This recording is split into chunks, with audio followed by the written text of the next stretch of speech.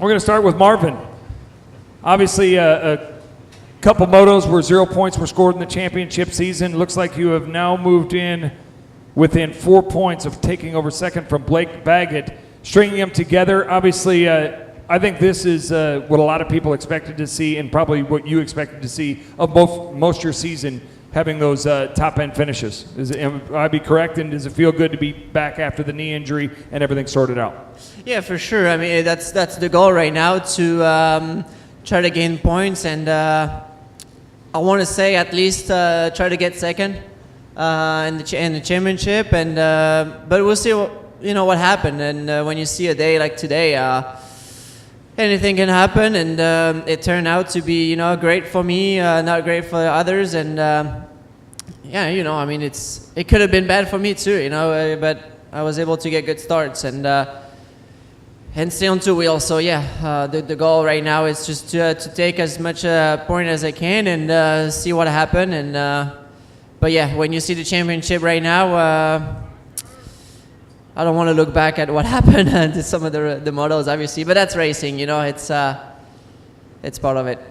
When you're in third right now and you're chasing for possibly your first championship, it's probably human nature. Did you get back to the semi and look to see where Eli Tomac is and start doing some math and how many points that you may have gained on him? Yeah, I did. I mean, before today, it was like 54 points, so that's a lot of points. And but hey, one crash, I don't know, one mistake, one mechanical, anything can happen. So that's racing, and just got to do my best and see what happened. And it's gonna be 2 more rounds, and that's it. I think mathematically you're 32 if my math is correct, and it's been wrong before. So well within the sights, and another good round for you. Martin Davalos, you've come on strong the last 2 rounds. Mentally, was it something that switched? Is it something you've done to the bike? Are you just more prepared, feeling more comfortable on the 450? Talk us through these successful weekends you've had over the last 2. I think it's for me, it's just been to get adjusted to the 450. It's totally a different animal. I mean, everybody knows I've been riding the 250 class for a while, and I've been wanting to do this for for 4 years now. And at the beginning of the season, it was just a little bit of a struggle. I mean, to hang on to the bike, physically, I think, I was prepared, but I wasn't prepared to hang on to this bike for 30 minutes. One thing is to practice it in Florida, and then to come to these tracks and to try and run the pace that these guys are putting out is, it's tough to control the bike. And I think I've been, we changed a lot in the program throughout the years just to get me a little stronger, and that's basically what we've been doing, just to try and get the starts on point. I struggled at the beginning of the season to get adjusted with that, and I think confidence. This sport is about confidence, and I think to run up front and just to be smart, and have a lot of respect for the bike. That for me is just a learning point, and super excited that I'm here for the second weekend, and just I'm learning a lot, and it's just to be behind Marv today and watch him and try and learn as much as I can. It's been awesome. Let's talk about moto number 2. Obviously 20 minutes plus 1 lap, but not a long time. That first lap, did you know that you had to attack it aggressively because you were making some big moves in that first one? Did you feel like you were overriding for yourself, or did you knew that's what you had to do? Well, I think I kind of was overriding a little bit, but none of us took a parade lap, so we were taking a lot of chances. Marv was taking some lines, and I was changing it up to try and see if it was better. Obviously, some of them were good, some of them were not.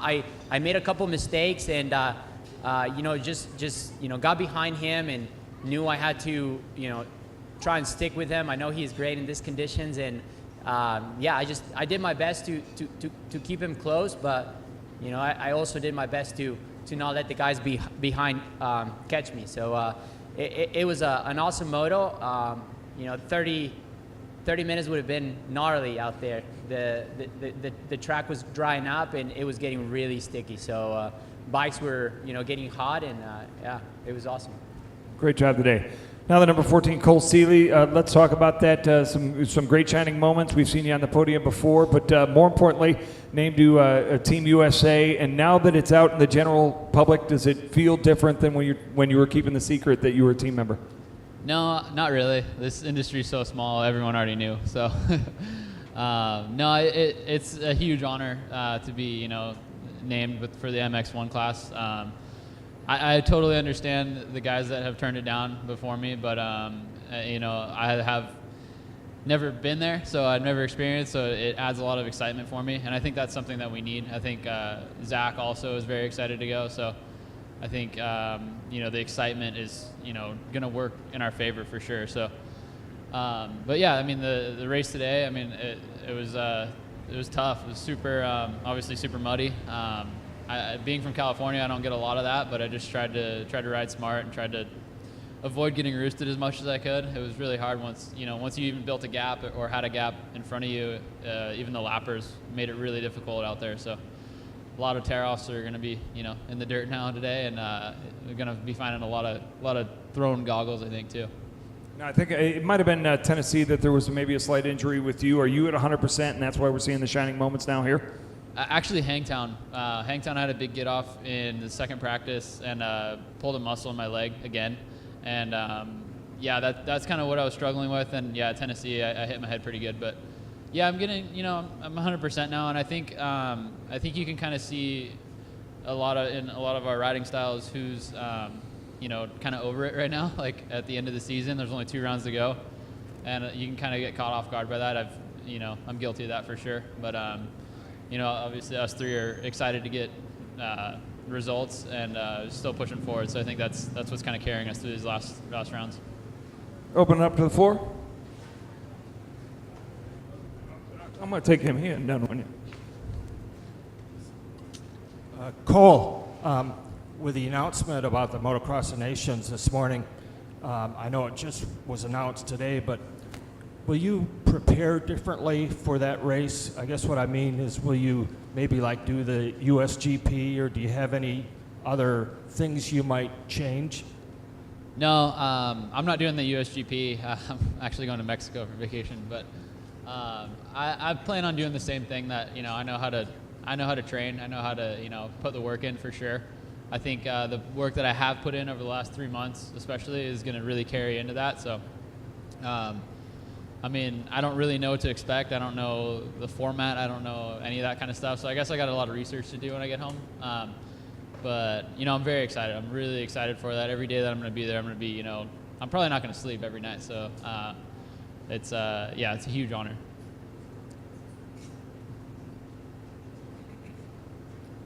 Yeah, you've been making progress, and I know some of your goals is to try to make progress here to even be better next year, even in Supercross. So does having to keep training and hammering down and then racing another race over there, does that maybe even help you overall as a rider, besides how cool it is to be a part of that event? Yeah, for sure. It adds motivation, too, during the week. Like I said before, you can kind of see who's kind of getting over it, wanting the season to be done. It's a long year, with the 2 seasons. So, I mean, as soon as I got the call, it definitely put a little more pep in my step. I was excited to go back to the track and train and ride, and definitely adds more motivation. So it's everything's kind of working in my favor for that kind of stuff. I think I've raced a lot this year, but at the same time, like I said before, I've never been there before, so I'm really excited to go and just really excited to be on the bike. Yeah, so did you have any hesitation when they called you? Did you have to think about it, or were you ready to go? No, I just asked when the date was. I kind of needed to know. Just there's a lot, with the Monster Cup, and I'm doing Bercy this year, and I've never really done this much off-season racing, so I don't know. It's I need it. I've never done it, so whenever I retire, I don't want to have any regrets of not going to Destinations, not going to check out Paris or anything like that. Marvin, are you starting to exceed your own expectations at this point? I mean, you have 6 moto wins in a row in the 450 class. Did you expect to do this well this year? Well, I've done good here in Unadilla, so I was definitely excited. Not too excited when the first practice, the track was really, really fast, and I was trying super hard, but it was not really, the way I had to do and to do it. So You know, I mean, I thought the speed was good, but everybody was fast today. So, yeah, definitely. Yeah, like I said, the goal was, to do good here. And last year I did good, so I was excited. But when you have those conditions after the first moto I was leading, so then we got rain. But the second moto is like a start, you know, under the rain and going into those puddles. And so obviously, yeah, you want to go out there and do good, but you don't know what to expect. I mean, it's crazy. Everybody wanted to get a whole shot, you know. Those conditions were tough, but yeah, to go 1-1 again, I feel like Millville was, you know, a tough track, rutted, and Washougal was more a hard pack track, and today it was super muddy, so I'm really happy to do, you know, good in 3 different conditions.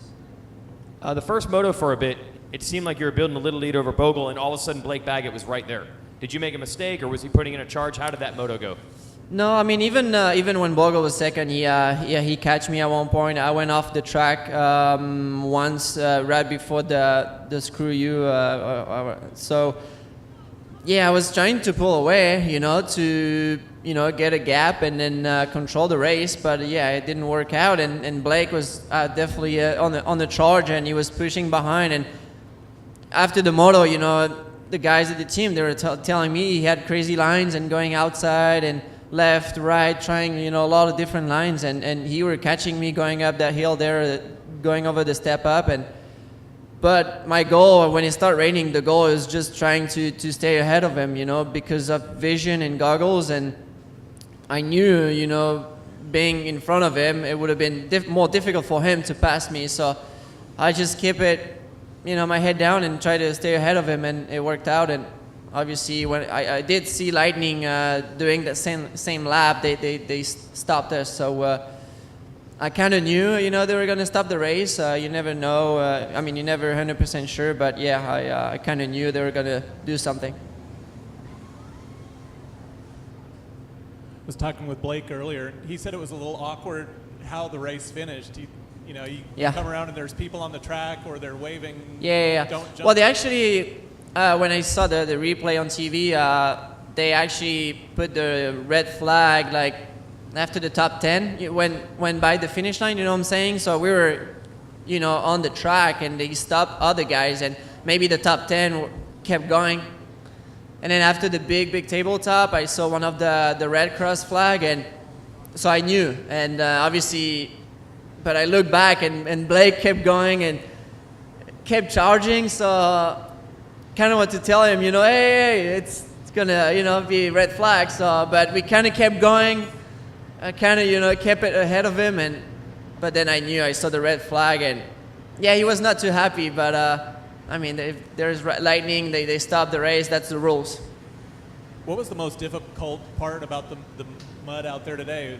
You know, obviously the low stuff has a lot of wet. You know, it's almost ponds down there. Well, actually, the first moto, the last few laps were actually pretty tough because all the water were in the rut. So it was, it was floated, and you know, the track was, you know, pretty dry at the beginning, and then it got slowly more wet, and then at one point it was like floated. So you're so used to go to the rut at a certain speed, you know what I'm saying, and certain technique, and at one point you're like, oh, now I gotta back it off and slow down because it's getting really, really wet and really sloppy. So, and then the second moto was, some of the ruts were actually forming, so it's actually better that way, where you can put your wheels in the rut instead of sliding everywhere. But yeah, like Martin said, if it would have been 30 minutes, the track would have get very, very rough. And some of the main line, because there's basically 1 or 2 main lines, and they started to get very, very deep and bumpy. So it would have been tough. We could have kept going, obviously, but yeah, it would have been tough. So I was glad when I saw the white flag. I was pretty happy. You talked about, you know, every moto counts. You know, you have to worry about DNFs or crashes or everything else. Occasionally you'll see fans asking, oh, maybe there should be a throwaway round, or, you know, you throw away your worst score. What do you guys think? Actually, it reminds me, they used to do that in France when I was racing 85. So I don't know. Rules are rules. Maybe right now I wish, but if I was in Eli's position, maybe he doesn't have a DNF, or maybe I don't know. But you know what I'm saying? Either him or me, would have preferred those kind of rules or not. So that's the way it is, I guess. Could you guys just describe what you were doing during the break? Like, were you getting ready to ride and then found out you had more time? Just describe how that whole, because I think it was 2.5 hours overall, longer than it should have been. So what was going on for you guys during that? I think we were all kind of just, I don't know, scratching our heads. Like, I actually went over to AMA, and because luckily we didn't take a vote, but I suggested we take a vote with maybe top 20, top 40 guys just to see who wants to go out there and risk it. Not because of the mud. I don't think it's definitely not a good thing to call a race because of mud, but because of the lightning. I was sitting on the line next to Marvin. We were like freaking out about the lightning because you could see it in the distance and you could hear it, and you don't know how far off it is, and it's that kind of stuff scares me. I think being in Florida now, you kind of learn like that stuff comes up on you quick. So yeah, I was just worried more about the lightning, not about doing a mud moto. Well, it was actually it was a long day. We were definitely not used to hanging out after first moto. We just try to get ready for the second moto as fast as we can. So yeah, today it was just waiting and waiting on the updates, waiting on to know when they're gonna start the 250 race and our race, and more rain was coming, and then it stopped, and then more again, and yeah, on the starting line, actually, more lightning was out there and more thunder. So, but I guess it kind of went away, and it was fine for the second moto. But yeah, it was definitely a weird day, and it's and then shorter motos too. So those conditions are sometimes not very difficult because, I mean, you're trying to stay on two wheels. I mean, I was just, at the beginning of the second moto, I actually felt pretty slow because I didn't want to crash, that's all. And then I get more confident, and then my speed was better. But so yeah, definitely a different day. For me, our team is we joke around in our rig a lot, and when I seen Zach come back, I was like, what happened? Like, you guys were loaded and ready to go, and he's like, yeah, there's more rain coming. I didn't know there was more rain coming. I thought all that rain that we had was it, because we had a lot. And yeah, just trying to stay warm, actually. I mean, in Florida, it's been just absurd hot. It's been so hot. This past week, it was, it's definitely challenging to, stay hydrated and keep up with the 30-minute motos. And today, man, it was so nice to come up here and, think about wearing a sweatshirt. But yeah, it was awesome. It was a good day, long day, but happy to be safe. I know we keep asking this. You had 2 podiums in a row, but what's this run like for you to be doing this well right now? How good does this feel? I feel great, and just mostly proud of myself. We, this was a last-minute thing for us, for the team, and I've been wanting to do it for so long, and just very blessed to be up here and just battling with the best, and that's all I've been dreaming of my whole career. To be on the 450 and to do my best, and that's what I'm doing. I'm happy to be healthy, and I'm happy to come every single weekend and just give my best. And to see these results, during the week is very challenging, tough, and we have long days, hot days, sweating and sandy and everything else. And when you have these results, it's just it's definitely paying off, and it doesn't bother me to wake up really early to do my cycles and to train harder. So I'm lucky to be here, and hopefully just to keep pushing. And I don't want to get ahead of myself. I just want to keep doing what I've been doing since round 1. One last question for all 3 of you. You guys ready to go? Let's get out of here. Thank you. Thanks, guys. Good job, guys.